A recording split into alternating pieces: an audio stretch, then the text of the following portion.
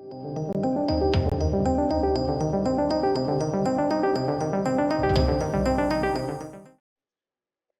everyone. Welcome to Crime in Court.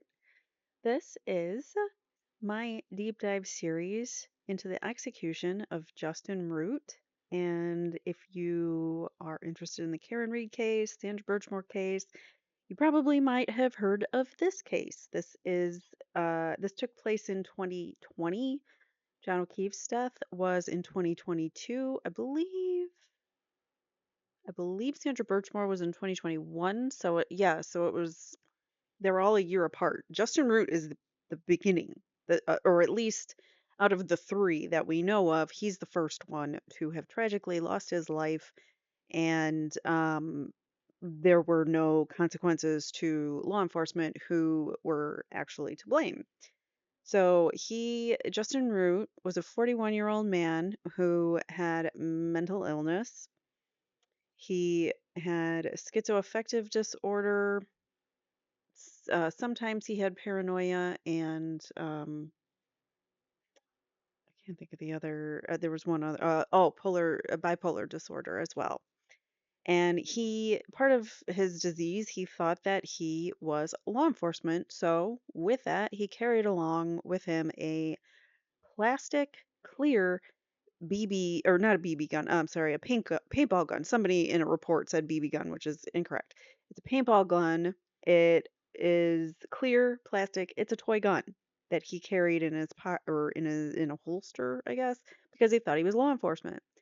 So what happened was somebody got a call, and the police got a call saying, "I think I saw someone with a gun." Well, okay, they get calls like that all the time with people with weapons and things. It's up to the law enforcement to go and investigate it, and so what happened was this officer here that we're going to see actually did go up to Justin trying to investigate, and he saw Justin pull out a plastic BB gun, or I don't mean BB gun, I mean paintball gun. Sorry, paintball gun. Once I read that in the article, now I can't get it out of my head. Sorry. It is a paintball gun and a toy. So with that, let's watch this video real quick. This is a short 2-minute video about Justin Root's case and what happened that morning. So we're going to dive deeper in the first episode, we kind of did an overview of the case. Today we're going to dive deeper into like the moments leading up to Justin Root's death. So let's dive in here. Please hit the like button if you haven't done so already. Do all those YouTube things, please. A frightening scene outside of Brigham and Women's Hospital. A suspect pulls out a gun, and an officer, believing he's in danger, fires his weapon. But the twist here is that the suspect's gun was a fake. Christina Rex tells us it was an officer's bullet that then hit a parking valet in the head.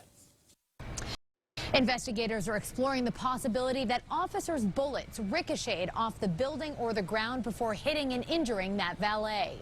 Surveillance video outside Brigham and Women's.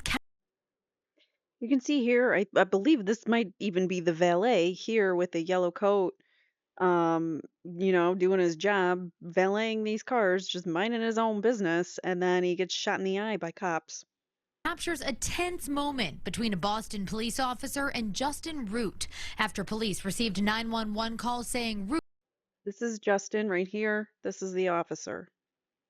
Root had a gun and had threatened hospital security. Within seconds, Mr. Root removed his own weapon, pointed it at officer number 1, and began to pull the trigger. You can see the officer run back and fall over. Moments later, the DA says he and another officer fired. The officer tripped on his own feet, just so you guys know, because he obviously wasn't shot. But if you look at that from a bird's eye view, not knowing and understanding that that was not even a real gun, you might think that Justin actually shot the cop. Well, when they recovered the plastic fake toy gun, they realized that was not a possibility. So they realized, this guy must have fallen on his own, which he did. Fired their guns at Mr. Root. We're human too, and quite frankly, you can see that officer was definitely in fear of his life. The shots injured Justin Root, who then escaped in his car. And we're now learning it was shots from the police officer's guns that hit a And I think nearby that's, valet.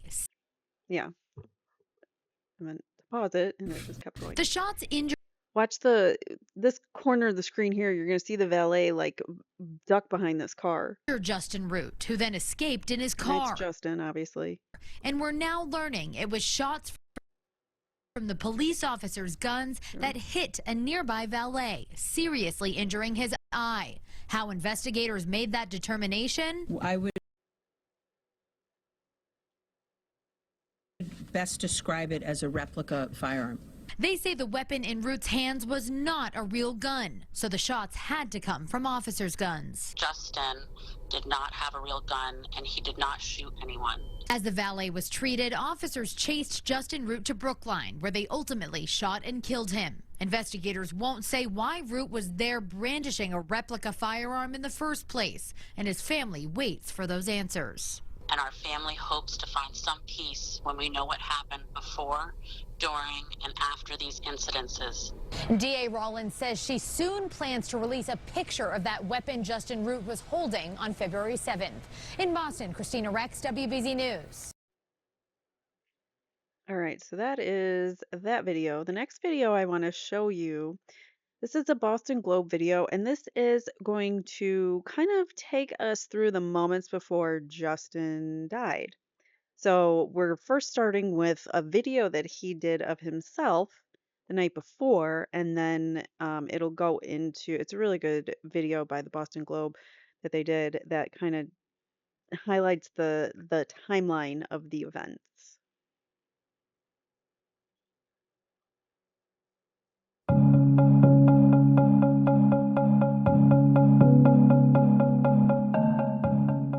I just want to say, I had good friends on the police force, and don't judge a book by its cover. We're all people, great titans. Now, the thing about it is that, it's good to be able to call up your friends and your family members, if something's happening, and not just call an emergency number just right away, because that's just, people hear things, and all of a sudden they come storming in places, and they don't really know what's happening a lot of the time. And that can even cause a lot of bad things to happen that are in the name of injustice at that point, because of the fast response to some of these maybe fabricated phone calls even. So I want people to really keep that in mind about calling friends and looking to actually stop fights before they happen, and just to be more aware of their common man.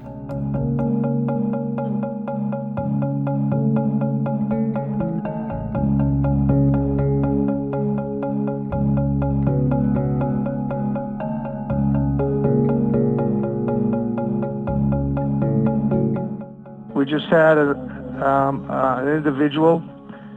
He didn't pull his weapon, but he showed a weapon. He has a weapon on a sidearm, holstered. He showed the weapon and threatened the officer to do bodily harm.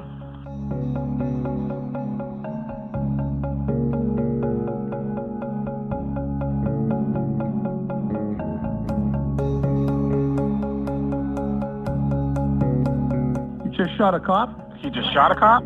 Did he shoot a cop, or did he just fire a weapon? Neither.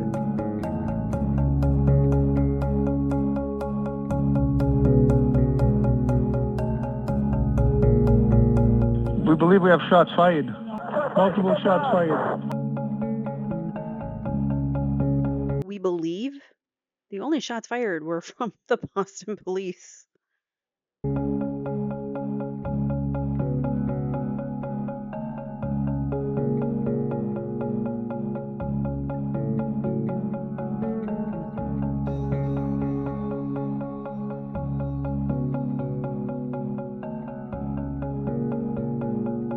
We said a employee shot at our front door. Employee shot? Shot in the head.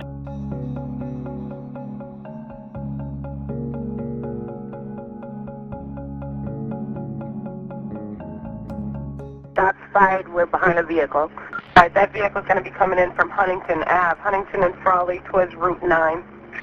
Operations to all units, operation to all units. Boston has shots fired from a vehicle that's falling on Huntington towards Route 9.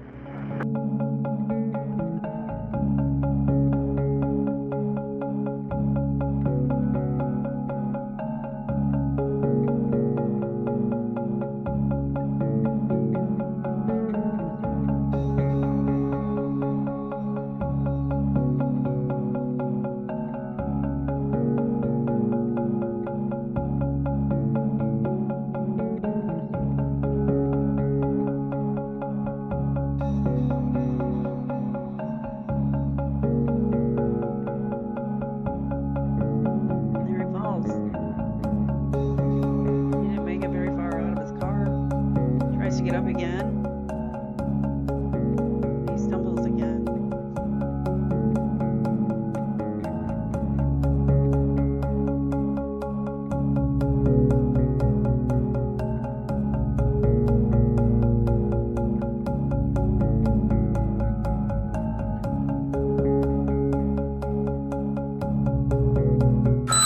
Get down! Get down! Get down! Let me see your hand! Let me see your hand! Stay down! Drop it! Shots fired! Shots fired! Shots fired! Shots fired! Suspect is down! Suspect is down! Suspect is down! Suspect is shot.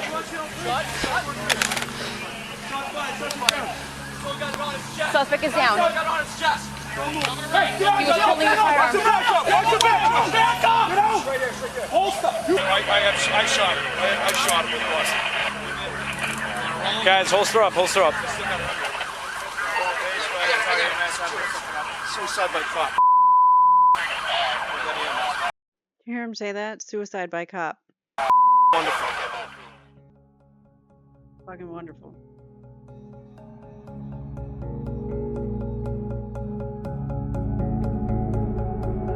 Yeah, that was an excellent video, wasn't it? I like how they timed different phone calls and things in, and the different calls that they had back and forth with one another.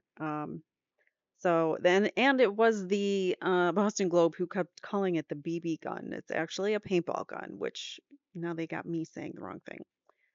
All right, so this article we're going to read through is also from the Boston Globe, and it's titled "The 7 Minutes of Chaos and Confusion That Led to the Police Shootings of Justin Root." It was a dreary Friday morning in early February, and as William Thompson, a Brigham and Women's Hospital security guard, radioed in an illegally parked car, he suddenly sensed someone watching him. The stranger in the long coat had seemed to appear out of nowhere. The man approached, seemingly agitated by Thompson's radio, and began rambling nonsensically about law enforcement. He asked if Thompson was calling 911. At one point, the stranger opened his coat to reveal what appeared to be a handgun in his waistband, though, oddly, the gun seemed to be clear, transparent. Soon, the stranger's mood lightened, and the brief exchange ended as bizarrely as it had begun, with the man extending his arm, clasping Thompson in a handshake. The interaction left Thompson shaken, and so as he watched the man return to his vehicle, a silver Chevy Volt, and drive away, he decided to radio it into the hospital's security. The call would spark a stunning series of events, 7 minutes of mayhem that would shut down a hospital and neighboring communities, prompt all hands-on response from 4 law enforcement agencies, and leave a hospital parking attendant with a gunshot wound to the head. It would end with a man in the long coat, a 41-year-old with the long history of mental illness and a habit of carrying fake guns, dead in a barrage of police bullets. It would also leave some unanswered questions. What exactly happened here and why? Weeks later, Norfolk District Attorney Michael W. Morrissey sought to settle the matter, ruling the police shooting as Justin Root justified, apparently closing the book on the chaos of February 7th. But a vast trove of documents recently released by Morrissey's office in response to the Globe Records request provides the fullest picture yet of the frantic events leading up to Root's death and make it clear how murky the circumstances remain. This account, drawn from hours of body cam footage and police radio traffic, the video that we just watched, as well as dozens of witness statements, intimately details a 7-minute stretch of confusion and misinformation, sheds new light on the mindset of Root and the officers who approached him, and examines the sometimes contradictory evidence Morrissey was left to sort through in reaching his conclusion. I want to hand it to the Globe because they actually kind of did their due diligence and did a journalism here, you know? So I do want to hand it to them for hold on. Sorry, I don't know what the dog's barking at, but whatever. I did want to hand it to the Globe just for once, actually doing what they're supposed to be doing and asking the tough questions of the government and finding out the things that the people want to know about, like this, holding the government accountable. To cite just one lingering anomaly, Morrissey, in his 7-page report, concluded that more than one officer yelled gun before they opened fire, but in the documents released to the Globe, only one of the 6 officers involved acknowledges using the word gun themselves. The officer was wearing a body cam that did not record her uttering the word. Meanwhile, other police radio transmissions capture another officer yelling, "Drop the gun," after the shooting. In the months since, many have filled the gaps on the day with their own sense of its meaning, a kind of real life Warsaw test. To police, it is a stark example of the dangers inherent in the job, the very definition of justified force. To those critical of law enforcement, it is another case of overreaction by police officers ill-equipped to deal with the mentally ill. And to the family of Justin Root, it is an unthinkable tragedy, one that exposed when they see the police as missteps, errors that they hope are never repeated. The police radio crackled to life that morning with a warning: Brigham and Women's Hospital, look out for a man with a gun. Around 9:20, Boston police officer David Godden wheeled his cruiser into the scene and saw a familiar face flagging him down: Brigham and Women's security guard Troy Askew. Askew explained that a man had just pulled a gun on him. Godden, a 13-year veteran of the department, circled the block and eventually parked alongside a silver Chevy Volt. The car was empty, but a witness pointed the way, and Godden took off, boots pounding the rain-soaked pavement. Seconds later, as he turned a corner, he encountered a man in a long coat running right towards him. I'm law enforcement, the man yelled, according to Godin, and then tried to direct Godin to continue the pursuit further up the street. Godin didn't move, and as the two men came within a few feet of each other, both warily drew weapons at almost the same time, Godin a handgun and the man some sort of pistol, and we know it was a fake. Godin fired, stumbled backward, and fell to the ground, believing he would later say that he had shot Root. Across the street, he also thought he was shot, by the way. Across the street, another Boston police officer was just exiting his cruiser. Officer Michael St. Peter looked over and saw a man with a gun standing over another person he didn't immediately recognize as an officer. Assuming the shots had been fired by the man later identified as Root, St. Peter ordered him to drop his weapon, and as Root ran past Godin, St. Peter opened fire, causing Root to crumple to the ground. For a moment, St. Peter believed he had mortally wounded Root, but seconds later, Root pulled himself from the pavement and, limping badly, continued toward a nearby vehicle. Without a clear shot, St. Peter watched as Root entered his Chevy Volt and drove away. In the hours before the strange and violent events outside the Brigham, Justin Root sat in his Mattapan apartment stared into a camera and expressed various concerns, offering a small window into the mental health troubles he'd dealt with for decades. The video was later discovered by law enforcement and included in the files obtained by the Globe. Root's issues had first surfaced late in adolescence. He was diagnosed with bipolar disorder and schizoaffective disorder around the age of 19.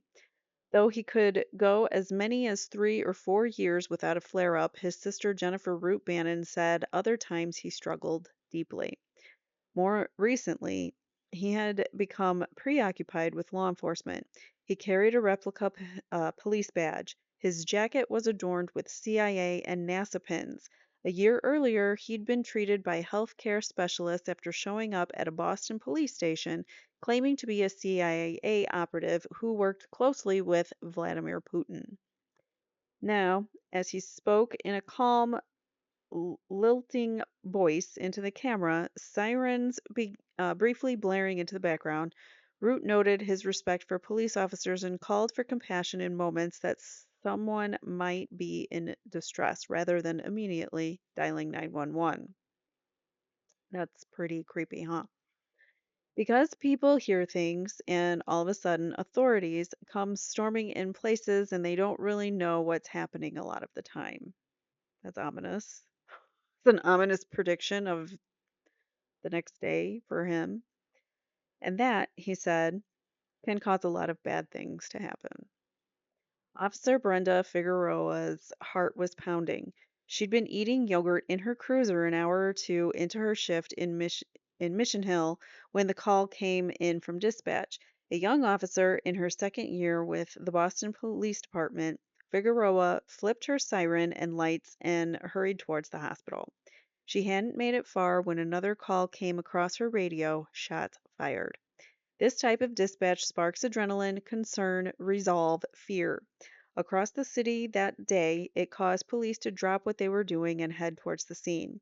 Almost immediately, cruisers began to follow Root's car, officers glued to updates coming over the police radio and primed for whatever awaited. But almost from the start that day, the partial and sometimes incorrect information being piped out to police would cause significant confusion. That's for sure. In perhaps the most glaring inaccuracy, an unknown person reported at one point that an officer had been shot. I think he just shot a cop, someone can be heard saying in a recorded police transmission. And then the other person responds, he shot a cop? Yeah. Figueroa did not yet know that the 15 shots fired that morning had all come from police weapons. She didn't know that the person wounded, a hospital parking valet, had been shot not by Root, but hit by an errant police bullet, or that the gun that Root had flashed that morning was, in fact, a plastic paintball gun. They finally got it right, paintball gun, which police later recovered in his car and broken, by the way, after the shootout because it was damaged by a bullet, apparently, because all that Justin had in his hand was the handle at one point. So all she knew, as police radios bleated with increasing urgency, was that shots had been fired, someone was hurt, and the supposed gunman was driving away. Nearby, in another cruiser in close pursuit of Root, Officer Joseph McMenemy I have no idea if I'm saying that right, grew impatient. It was strange. He later told investigators the police cruisers were trailing him at just 30 to 40 miles per hour. So it was a slow car chase. Like he wasn't trying to run away. He was trying to like get away from them for his own safety. It seemed weird to me that we're just following him, just waiting for him to make the move. Make the move for what? He needed medical attention. Sensing, and he didn't have any weapons. Sensing an opportunity, McMenemy entered the oncoming lane of traffic on Huntington Avenue, which he said was unusually clear of traffic. He accelerated past the 3 police cruisers in front of him and pulled alongside Root, ramming the driver's side of the small compact car in what's known in police parlance as a pit maneuver, a pursuit intervention technique. though the move goes against Boston Police Department policy and is viewed by some as highly dangerous since 2016. Such maneuvers have resulted in at least 30 deaths and hundreds of injuries nationwide. It appeared for a moment to have the desired effect. That's mm, did it? I mean, it stopped his car. It made his car not drivable anymore because he crashed. So, the aside from all the bullets that he had, and at that point, you made him crash his car, and then uh, he was stumbling and even more probably injured than he was just from the shots and the car itself, the car crash itself. But Root was able to push his car through the scrum of vehicles, and once again he was off. This time he moved quickly, traveling west on Route 9 towards Chestnut Hill. He weaved in and out of traffic, flying through intersections at speeds reaching 90 miles per hour. They escalated it to that. The cops did that by doing the pit maneuver and chasing him. Not far behind, a half dozen police cruisers gave chase, sirens blaring. But as he approached the busy Chestnut Hill intersection of Route 9 and Hammond Street, some 3 miles from the hospital, he suddenly lost control. Striking multiple vehicles, the badly damaged Volt spun wildly, flying sideways through the intersection and traveling 500 yards or so before finally easing to a stop near the entrance to a bustling commercial shopping plaza. The door swung open and Root stumbled out. The woman was unaware what exactly she was seeing. Parked at a nearby Star Market, passing time before a doctor's appointment, she had just witnessed the tail end of a car accident. She then watched the driver stagger a few yards and collapse near a mulch strip in a Star parking lot. A former EMT, she jumped from her car and sprinted towards him. The man was clearly in distress. He was bleeding profusely and clutching his chest. Later, she told the Globe she assumed he was having a heart attack. In the last article that we read, he was injured in the previous shootout. He was injured in his vertebrae, which was causing bleeding causing his heart to bleed and rushing blood to his brain. So he was suffering. It was fatal, I'm sure, or if not close to, because he never got medical intervention, so we don't know, I guess. But I don't think that I don't know. It was a serious injury. Let's put it that way. It was a very serious injury that he sustained in the first round of gunshots. Then he gets crashed into, then he crashes some more, and then he stumbles out and gets shot some more. For what? For having a plastic paintball gun. So the man was clearly in distress. He was bleeding profusely and clutching his chest. Later, she said she thought he was having a heart attack. His eyes, she recalled, were rolled back in his head. She put her hand to his shoulder to comfort him. He was gurgling, the sounds she believed of a dying man. So even she does not believe that he had much hope. And that's not what I mean. I didn't mean that. I believe that, but she means he was in dire condition. So when she heard sirens arrive a few seconds later, she thought they were coming to help him. Instead, officers with guns drawn ordered her to run.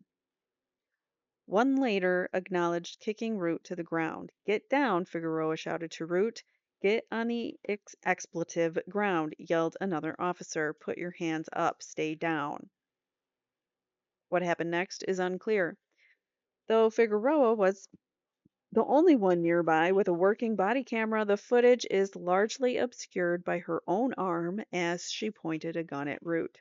Days later, in their official statements to investigators, the 6 officers would say that they saw Root in some position between standing and on the ground reach inside his jacket near his chest. Some would say they saw what appeared to be a gun. At that point, there was no gun because I believe they found parts of it in the car, parts of it in the mulch. So he didn't even have it. He was severely injured and needed medical help. Three Three would say that they heard officers command Root to drop the gun. We were all trying to beg him to drop the gun. Drop the gun, show us your hands. Figueroa told investigators 5 days later, though no such command can be heard in her body camera footage. So they're saying one thing, but the footage says something else. One civilian witness, an employee of a concrete company who'd pulled into a nearby parking lot, recalled hearing someone say he's got a gun. Meanwhile, a doctor on his way to work told investigators he saw Root turn towards officers and reach under his coat. Whatever happened on that patch of mulch in Brookline, it ended 3 seconds later. Some witnesses would recall hearing only a handful of shots, some closer to a dozen. In fact, officers fired 31 times. It took Norfolk District Attorney Michael Morrissey a month to complete his investigation into the shooting. On March 9th, citing what he called the consistent narrative of events that emerged from law enforcement interviews, video footage, audio recordings, and civilian witness statements, Morrissey found that the use of force by police in Brookline was objectively reasonable and justified. Root's family, buoyed by a nationwide reckoning over police abuses, would go on to file a wrongful death civil suit in federal court against the city of Boston and 6 officers, 5 Boston officers and 1 state trooper involved in the Brookline shooting. Among the accusations, excessive use of force, assault and battery, and negligent training and supervision. The trove of documents released late last week underscores the messy nature of fact finding in the aftermath of a police shooting. State Trooper Paul Conley, one of the officers who claimed to have heard someone shout gun before opening fire, told investigators that as he and Figueroa were handcuffing Root immediately following the shooting, he saw a gun in Root's right hand. In her own interview with investigators, Figueroa said she couldn't recall where she'd observed the gun following the shooting. 2 Brookline police officers, meanwhile, would say they witnessed the gun, later determined to be a BB pistol, fall from Root's chest area. It's not a BB, it's a paintball. Fall from Root's chest area as his body was being turned over. It remains unclear what kind of weight investigators gave to these discrepancies.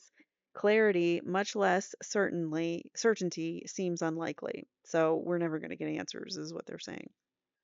Of the 6 Boston police officers who fired shots that day, only Figueroa was wearing a working body cam during the shooting. When asked by investigators why he wasn't wearing his body camera, Godin, the one who originally approached Justin, who shot at Justin outside the hospital and in Brookline, replied, "I just didn't have it on." You're supposed to have it on whenever you get called to the scene of anything. And he was called. This was a call. He got the call that there was a man with a gun. And it was his job to investigate it, and he failed, in my opinion. So this answer seemed to suffice. Investigators did not broach the subject again. In a statement to the Globe, Morrissey's office said it wasn't possible to identify and understand all of the words being shouted amid the yelling and bedlam. Some police commands are clearly audible. Other commands are reflected in civilian and law enforcement interviews conducted after the incident. The conclusions drawn and findings made were a compilation of the totality of circumstances, which included video, audio, police and civilian recordings and statements, Morrissey's office said. The Boston Police Department declined to comment for the story, citing an ongoing investigation. But they need an independent investigation, which the family is calling for. Morrissey, facing calls from the Root family to reopen his investigation to turn over his independent examination, has stood by his findings. So their family's saying reopen your investigation, but really we would rather have you turn it over to an independent investigation because we don't trust you to investigate yourselves, and you shouldn't. For their part, Root's family has been able to move on, poring over video footage of the minutes leading up to the shooting, searching for insight. Root's sister says, I still feel like I don't have the full truth. I'm not going to stop until I have the full truth. As for the former EMT, the person closest to Root in his last moments, she wonders how things might have gone differently. What if paramedics arrived before police? What if she'd been able to get to him sooner, maybe administer CPR? She still remembers the last words she said to him in those final moments before police told her to back away before the gunfire. She says, I just held his cheek as I was letting go, she said, and I said, I'm sorry. Oh, oh, that's an awful, awful thing that that woman had to experience. The police made her, have to experience that, watch that, be part of that because she tried to intervene and help him. It's just awful. Awful that this whole story has happened and that um, Morrissey still and his goons, that Mass State Police and Boston PD and everyone there is law enforcement is not being held accountable. And that is where we're going to go into the next episode, which will be so the next deep dive will be about accountability and why no one's being held accountable. Things just aren't adding up in the investigation. And yeah, so we'll get into more of that in the next one. Please don't forget to hit the like button, subscribe, share, comment. Let me know what you guys think about this horrific case. And I will see you guys in the next one. Take care. Bye now.